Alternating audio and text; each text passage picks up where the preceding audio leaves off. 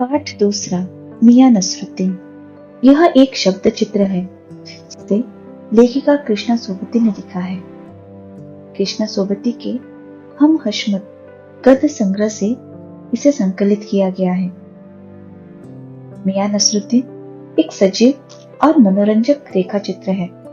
इसमें लेखिका ने पुरानी पीढ़ी के बूढ़े नानभाई मियां नसरुद्दीन की स्वभावगत खूबियों को बड़ी रोचकता से और साफ साफ उभारा है। संयोगवश एक दिन लेखिका जामा मस्जिद के निकट बसे हुए पुराने गड़ैया मोहल्ले से होकर गुजर रही थी। एक अंधेरी सी साधारण दुकान पर ढेर सा आटा संते देखकर कुछ जानने का मन हुआ। पता चला कि वह 56 किस्म की रोटियों के उस्ताद मियां नसरुद्दीन नानभाई की दुकान थी। मियां अंदर ही बैठे बीड़ी के दम ले रहे थे। उनके चेहरे पर गहरे अनुभव की झलक थी और आंखों में चुस्ती और चतुराई चमक रही थी।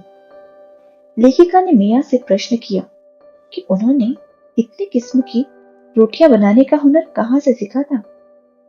अपने बेपरवाह खास अंदाज में उन्होंने लेखिका को बताया कि नानभाई का काम कई पुश्तों से उनके घर में चला आ रहा है। उनके वालिद मियां बरकत शाही गढ़ैया वाले नानभाई के नाम से मशहूर थे और उनके दादा साहिब मियां कल्लन भी बहुत ऊंचे दर्जे के नानभाई थे।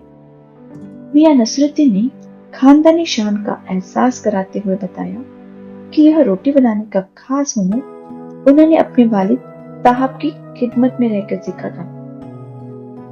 मियां नसरुद्दीन ने लेखिका को बताया कि हुनर सच्ची लगन और मेहनत से सीखा जाता है। जैसे पढ़ाई में अलिफ से शुरू होकर आगे बढ़ा जाता है या फिर कच्ची पक्की से होते हुए ऊंचे जमातों में पहुंचा जाता है, वैसे ही हुनर सीखने के लिए उसमें जुड़े हुए छोटे से छोटे काम स्वयं करने पड़ते हैं। छोटे काम से फिर बड़े काम की तरफ बढ़ा जाता है।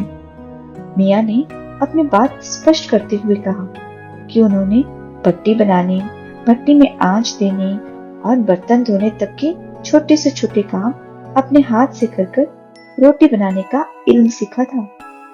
दुकान पर भी वह सीधे आकर नहीं जम बैठते थे। दुकानदारी और गाहकी का सीधा अनुभव पाने के लिए उन्होंने मुद्दत तक खोमचा भी लगाया था। खानदान की बात आते ही मियां नसरुद्दीन के चेहरे पर बड़प्पन की एक चमक आ जाती है। उसकी छाती गर्व से फूल जाती है। मियां खानदान की बात किसी भी सूरत में नीचे नहीं रहने देते। उन्होंने गर्व से लेखिका को बताया कि उनके बुजुर्ग बादशाह सलामत के खास नानभाई रहे। बादशाह सलामत के कहने पर उन बुजुर्गों ने ऐसी चीज बना के दिखाई थी जो न आग में पकती है न उसमें पानी लगता है। बादशाह सलामत का नाम या फिर उस खास चीज का नाम मियां नसरुद्दीन सभी को बताना जरूरी नहीं समझते। शायद उन्हें खुद भी पता नहीं, लेकिन अपनी शान को ऊपर रखने के लिए वह अपने खानदान पर घटते हुए एक कहावत कहा करते हैं, खानदानी नानभाई कुएं में भी रोटी पका सकते हैं। लेखिका ने भट्टी पर पकने वाली रोटियों की किस्में जानने की इच्छा प्रकट की। इस पर एक अजीब सी खिंच उसके चेहरे पर उभर आई। कुछ सुनकर उन्होंने चंद रोटियों के नाम फटाफट गिना डाले। तुनकी रोटी की तारीफ में उन्होंने कहा कि वह पापड़ सेक की महीन होती है, लेकिन कहते कहते वे पिछले जमाने की यादों में डूब गए। उनका दर्द सच्चा था। पहले के समान खाने पकाने का न अब शौक है और न चीजों की कद्र है।